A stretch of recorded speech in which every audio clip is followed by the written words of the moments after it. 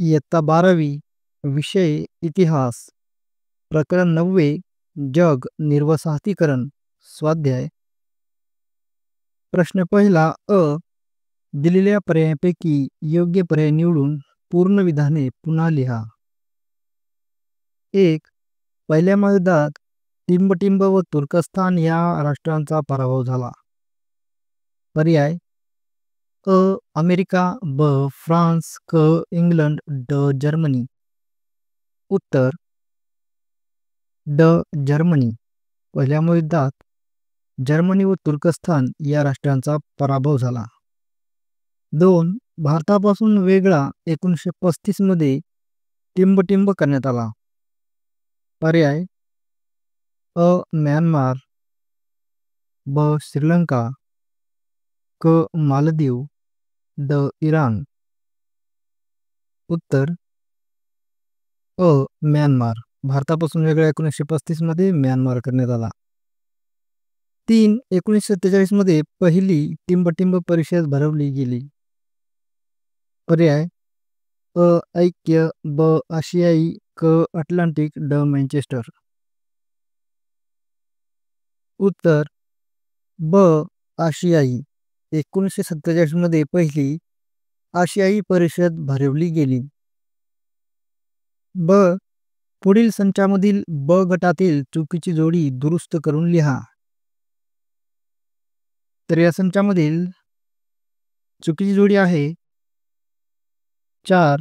Manchester आशियाई ऐक्य परिषद. तर दुरुस्त जोडी असेल मँचेस्टर आफ्रिकी ऐक्य परिषद. प्रश्न दुसरा. दिलेल्या कारणांपैकी योग्य कारण निवडून विधान पूर्ण करा. दुसऱ्या महायुद्ध काळात आफ्रिकेतील स्वातंत्र्य चळवळ अधिक तीव्र झाली कारण अ. आफ्रिकेतील वसाहतींनी परकीयांचे वर्चस्व झुगारून टाकले. ब. आफ्रिकेत पाश्चात्य शिक्षण पद्धती होती. क. दुसऱ्या महायुद्ध काळात इंग्रज व फ्रेंचांनी वसाहतींना काही अधिकार द्यायला सुरुवात केली. ड. पाश्चात्य देश दुसऱ्या महायुद्धात गुंतले.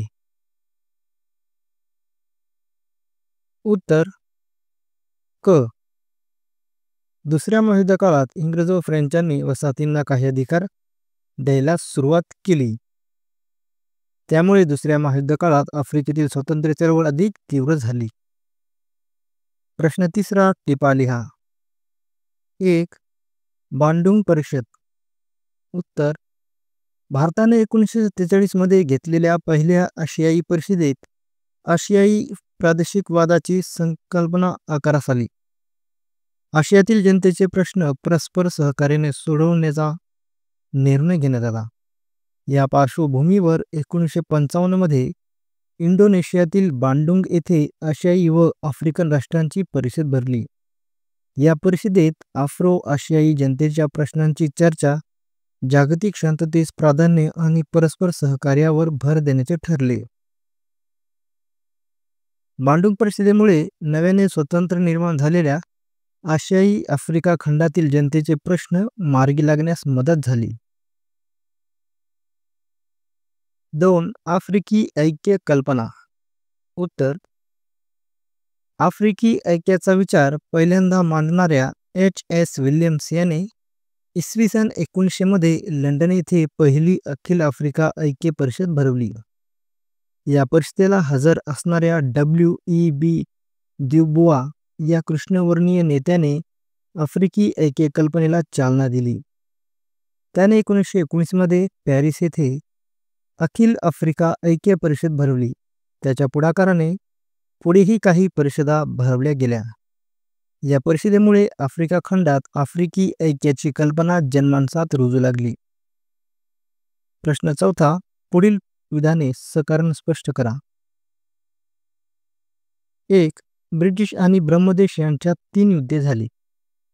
उत्तर 1960 पर्यंत म्यानमार एकछत्री अंमलाखाली आणणाऱ्या येथील राज्यकर्त्यांनी मणिपूर जिंकून आसामवर ताबा मिळवला. या घटनेने ब्रिटिश व म्यानमार यांच्यात पहिले युद्ध झाले. म्यानमारमधील 2 इंग्रज नागरिकांना म्यानमारच्या राज्यकर्त्यांनी दंड ठोठावला. हे निमित्त करून ब्रिटिशांनी म्यानमारवर आक्रमण करून त्याचा काही भाग मिळवला. म्यानमारच्या थिबा राजाने फ्रान्सशी वाढत चाललेला संबंध व ब्रिटिश व्यापारी कंपनीला केलेला दंड या कारणावरून तिसरे ब्रह्मी युद्ध झाले. या युद्धाने ब्रिटिशांनी संपूर्ण म्यानमार आपल्या नियंत्रणाखाली आणला. अशा रीतीने ब्रिटिश अंमलाखाली प्रदेशांचे संरक्षण करणे व म्यानमारचे प्रदेश मिळवणे या उद्देशाने ब्रिटिश व ब्रह्मदेश यांच्यात 3 युद्धे झाली. 2. दुसरे महायुद्ध संपताच निर्वसाहतीकरणास अधिकच वेग आला. उत्तर: दुसऱ्या महायुद्धाने वसाहतवादी राष्ट्रांचे कंबरडे मोडले. इंग्लंड व फ्रान्स कमकुवत झाल्याने त्यांचे वसाहतीवरील नियंत्रण कमी झाले. दुसऱ्या महायुद्धानंतर आशिया आफ्रिकी खंडातील राष्ट्रांमध्ये राष्ट्रवादाला चालना मिळून स्वातंत्र्य लढे होऊ लागले.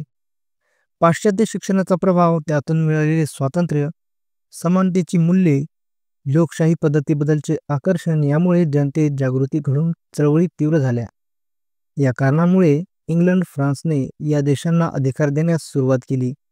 त्यातून निर्वसाहतीकरणाला अधिक वेग आला.